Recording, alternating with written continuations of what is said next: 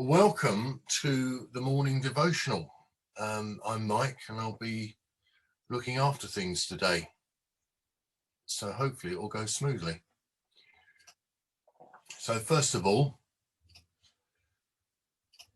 here is today's reading. And it is from Nehemiah because as you know, we're studying Nehemiah.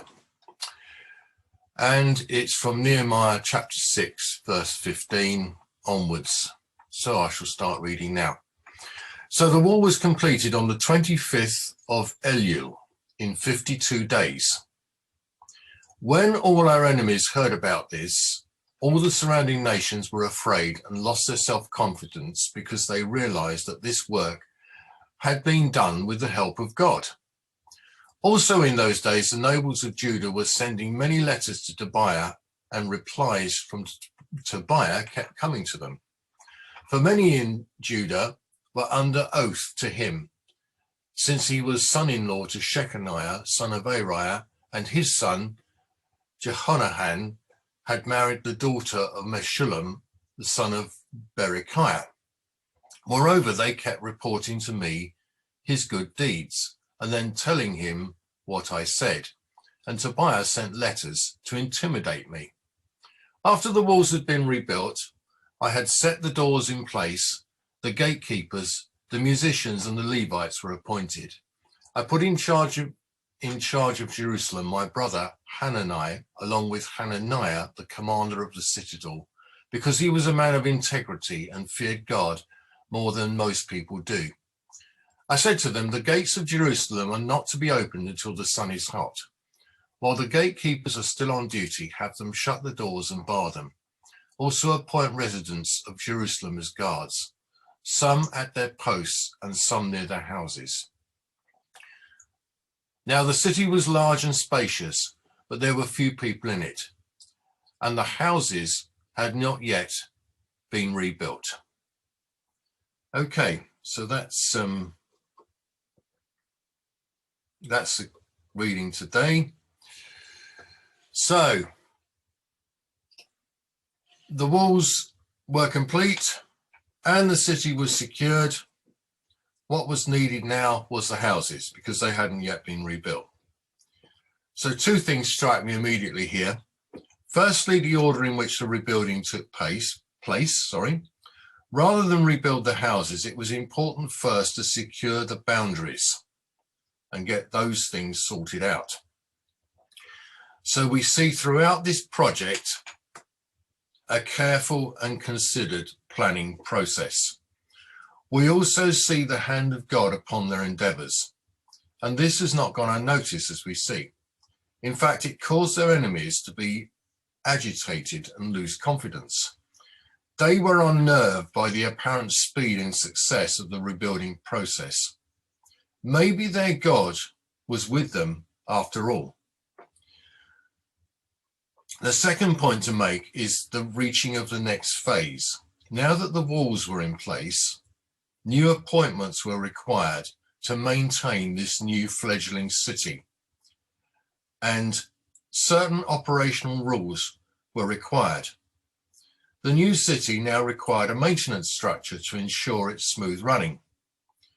So let's consider for a moment how buildings serve us and our relationship with them.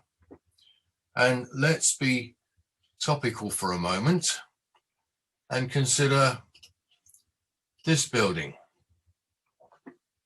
Now, this is Centre Court at Wimbledon. I took this, I stewarded there in 2012 for the Olympics. And this was our preview walk around the stadium. And this is what it looked like then. This is what it looks like most of the year, actually. But it's currently in use for the championship. But it stands idle for 48 weeks of the year, if you include setup and clear up. By 1920, the fledgling tennis championship, inaugurated in 1877, had outgrown its original venue in Walpole Road, Wimbledon, and it moved to this current site in Church Road in 1922, when this centre court was opened. The much improved stadium remains on the same site and was last modified in 2009 with the addition of the closing roof, which you can't see there because it's all on the far side. Whilst the whole site was constantly being improved, the character of the place remained as before. And many have commented about this, saying it is a special place to be. And it's very difficult to pinpoint, but the place with its traditions married with its constant improvements do give it something special. And as I said, I worked there for 2 weeks in 2012, and it does have a special atmosphere to it. I can vouch for that. So that's my first building. My second building is this one.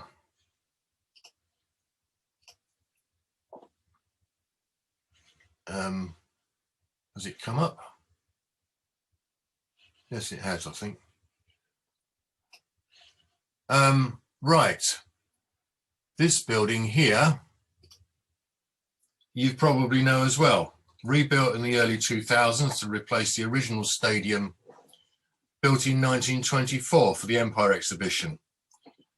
And need I say, quite an important place right now, and particularly an important place on Sunday.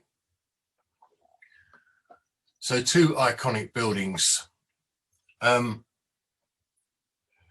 So the peoples in this Nehemiah passage have a close relationship with their buildings, just like the people who use the buildings I've shown you have a close relationship with theirs. And what about, I'll just let Alistair in. And what about our church buildings? And our church building? Well, there are extremes. Firstly, there are the churches where the building is everything. The whole motivation is on building, extensions, and of course, the inevitable steeple fund. And then there are churches who are almost embarrassed to admit they have a building because, after all, the church is people, isn't it? However, to those outsiders, the building often stands as a landmark link, which identifies the people within it. And the same can be said of Jerusalem in the time of Nehemiah. The building identified the people. The answer must therefore surely be to promote the building and live in harmony with it. The buildings does serve to identify us as a congregation, but at the same time, it should act as a gateway to the real church, which is you and I.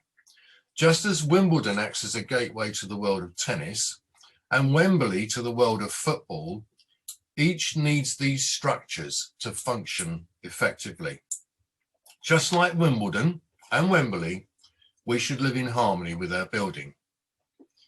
It was said that when West Central reopened, that customers missed the unique and friendly atmosphere it projected. This is surely an example of the marrying of the way the space is laid out, along with the people who work in it. The two harmonize each other. And as we see in Nehemiah, the presence of the people with significant buildings does bring power and influence and confidence. Jerusalem is an important city, the focal point of the people. Its existence strengthened the people just as it had done earlier in the times of Kings David and Solomon. On Sunday, two great sporting finals take place at our featured sites. Firstly, the men's final will be played on Centre Court at Wimbledon, and then, of course, the Euro 2020 final will be played at Wembley. On Monday, apart from the groundsmen, the cleaners, both complexes will be empty again until next required. Our building, on the other hand, remains alive throughout the year. And the buildings in Jerusalem were also built to last and be alive. So, a final thought, and my final thoughts are provided by these people. If I can just show them to you. And here they are. I hope you can see that. This is Madness, a group of musicians from Camden Town who rose to fame in the 1980s and are still going strong. Unlike other bands of the era, they are of the ska tradition, that's SKA. Other notables of that tradition were the Fine Young Cannibals and the Coventry-based band The Specials, who famously sung about their hometown becoming a ghost town during the 1980s recession. Anyway, Madness had a hit which virtually everyone knows, A musical standard is one that transcends the generations. And my oldest granddaughter knows this and sings it, and so she proves the point. So what I'm going to try and do now is get her to sing it for you. Our house in the middle of our street. Our house in the middle of the street. Our house in the middle of the street. Thank you, Lexi. I hope you heard that. It is, of course, Our House, originally released in 1982. And it goes something like this. Father wears his Sunday best. Mother tired, she needs a rest. The kids are playing up downstairs. Singer, sister's sighing in her sleep. Brother's got a date to keep. He can't hang around. Our house in the middle of the street. Our house, it has a crowd. There's always something happening. It's usually quite loud.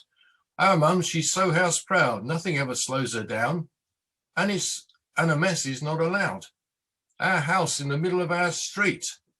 Our house. These lyrics portray a normal household, but one that is alive with atmosphere and activity. Mundane stuff, but somehow compelling, attractive, and a focal point. We have a house in the middle of Red Hill. This one here. And it's a place that shines out like a beacon. A place we should embrace, a place that we have rebuilt, as you can see by these before and after photographs. So let us embrace our buildings, just like the people in Jerusalem did.